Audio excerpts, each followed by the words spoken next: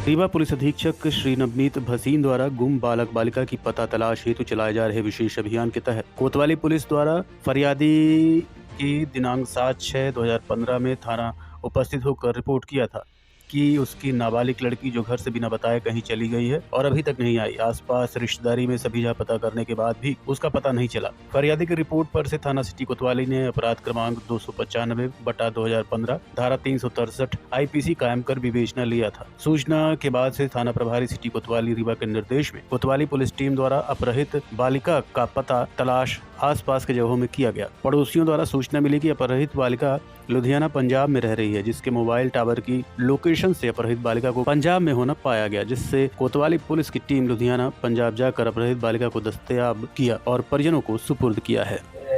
लड़की लापता हुई थी, कब लापता हुई थी और कितने वर्षों बाद उसे दस्तयाब किया गया, कहाँ से, क्या पूरा घटनाक्रम से? ये जून 2015 गुड़हाई बाजार निवासी एक बच्ची थी, नाबालिग थी।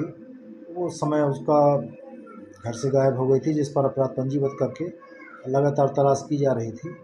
उसके मोबाइल नंबर और बाकी जितनी जानकारियां हो सकती थी, गजट नोटिफिकेशन, सारी फॉर्मेलिटीज़ की गई थी, किंतु उसका कोई पता नहीं चला था।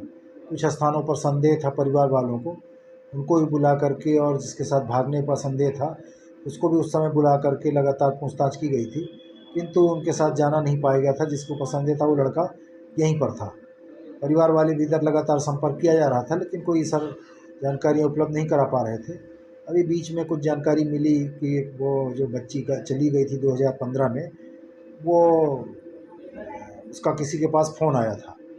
जानकारी लेते लेते जब वो आदमी मिला, उससे बातचीत की गई, तो वो भी बताने से इनकार कर दिया। तो उसका कॉल डिटेल निकलवाया, तो उसमें उसका लुधियाना में बात करना पाया गया।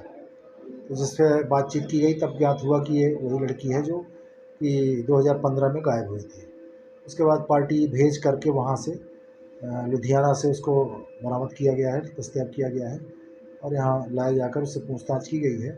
उसके द्वारा बताया गया कि घर में नाराज़गी की बस परिवार के द्वारा डांट दिए जाने से नाराज़ होकर चली गई थी, और वो कई स्थानों पे घूमते घूमते और लुधियाना पहुंची थी, और वहाँ पर सुधार गृह में न पहुंच गई थी, सब प्रेक्षण गृह में, और उसने अपना पता नहीं बताया था। वहाँ रह रही थी, और वहीं पर रहने के दौरान ही उसने किसी, अभी जब वो बालिग हो गई पिछले साल, उसने बालिग तो वो 2-3 साल पहले ही हो गई थी, पिछले साल उसने पर वहीं पर भी एक कर्मचारी जो एम्प्लॉय था उसके साथ शादी कर लिया था। तो उसको लाया गया है, अभी उसके परिवार के सुपुर्द कर दिया गया है, न्यायालय का कथन कराया जा रहा है। ये पूरी घटनाक्रम जो हुई, फिर इसके बाद क्या कुछ निष्कर्ष निकला कि क्या कारण था जो कि किस वजह से वो भाग गई, पता चला? परिवार के नाराज़गी, बस परिवार में उसको डांट दिया गया था। पढ़ती थी वो स्कूल में किसी बात पर से, पर परिवार में उसके माता पिता ने डांट दिया था। इसी बात से नाराज़ होकर के वो चली गई थी, यही बात उसके द्वारा बताई गई थी। जैसे देखा गया कि वो क्षेत्र में, सिलवटवाली थाना क्षेत्र में कई सारे ऐसे अपराध सामने आए कि लड़कियां लापता हुई चली गई है ना, उसको दस्तयाब किया गया। तो इस तरह जो मामले आते हैं, तो सबसे ज़्यादा किस तरह के मामले, मतलब क्या रहता है कि क्या कारण रहता है लड़कियों को जाना? तो शिक्षा मेन तो अशिक्षा है। दूसरा, प्राय अक्सर छोटी छोटी बातों में जो परिवारजन बंदिश लगाते हैं, उनके भविष्य के लिए बोलते हैं, अच्छा करने के लिए, तो उसको वो अदरवाइज ले करके, और कि हमारे पीछे पड़ गए हैं, और नई उम्र में विरोधी सेक्स के प्रति आकर्षण। तो ज़्यादातर तो कुछ ऐसे भी केस आते हैं कि कम उम्र में और दोस्ती यारी और घर में डांट दिए जाने के कारण से घर से चली जाती हैं। ज़्यादातर इसी तरह के केस आए हैं। नाराज़गी बस घर के द्वारा प्रतिबंध लगाने की वजह से, और वो क्योंकि पढ़ाई लिखाई का भी, शिक्षा का अभाव है, इस वजह से ज़्यादातर जाना पाया गया।